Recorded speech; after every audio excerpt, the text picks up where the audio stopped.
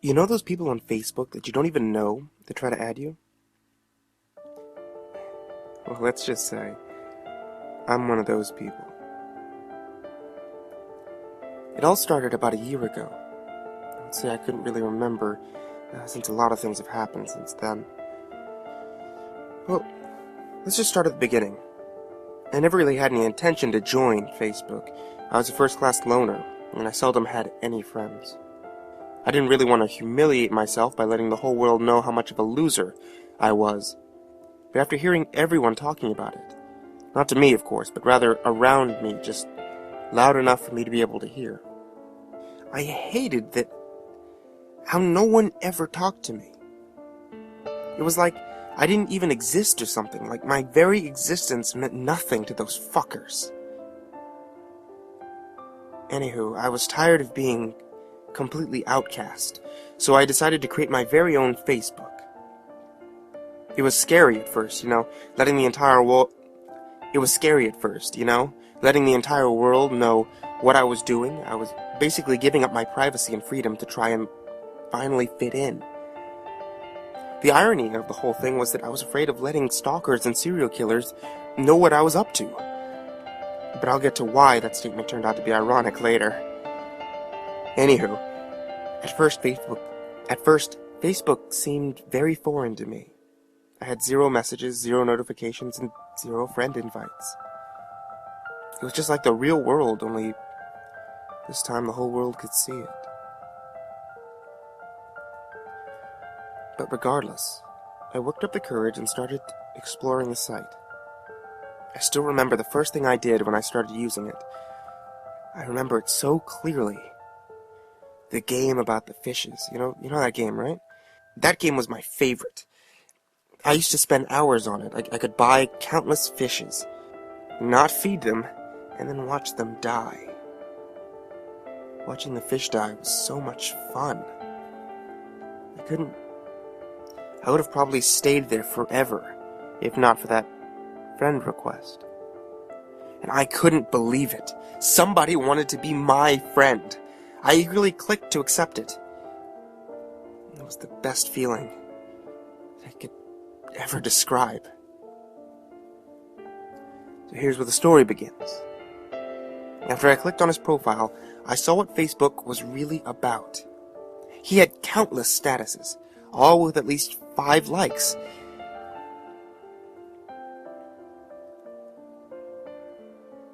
I so wanted that. So I began to snoop in his friends list, and I added every single person that he was friends with. It took about 5 hours to do, but it was worth it. Before long, my page had grown from 1 friend to nearly 12, and of those friends who accepted, I knew absolutely nothing about them. But because I was friends with them on Facebook, I learned everything. I passed the first 2 weeks adding all the people who my friends knew, and once they became my friends, I added everyone that they knew. Yes, my popularity was growing. People finally began to know who I was. It's all so wonderful. The kids at my school even started talking to me. It was insane. Just insane. I began to fall in love with Facebook. Addicted, if you will. I hated not being on it, and the thought of not knowing what people were doing, or what they were thinking, was overwhelming. I hated it. Fucking school hours seemed like spending an eternity in hell. But I spent every single moment that I had free on the site. I began dreaming about using it, and soon enough, I stopped dreaming altogether. I developed insomnia, which was great for me because I know I could spend every single moment of my life on Facebook, especially since the school year had just ended. It was sweet to be able to spend every single waking moment of my life on Facebook, but spending so much time on it allowed me to also see the dark side of Facebook. There were people on there that wouldn't accept my friend requests. I had sent tens of thousands, and yet still, I only had around 2,000 friends. It was obvious that those people had something against me. Why else would they not want to be friends with me? Yeah. Why else? There had to be a solution to all this madness, and it was obvious. It was all so clear then.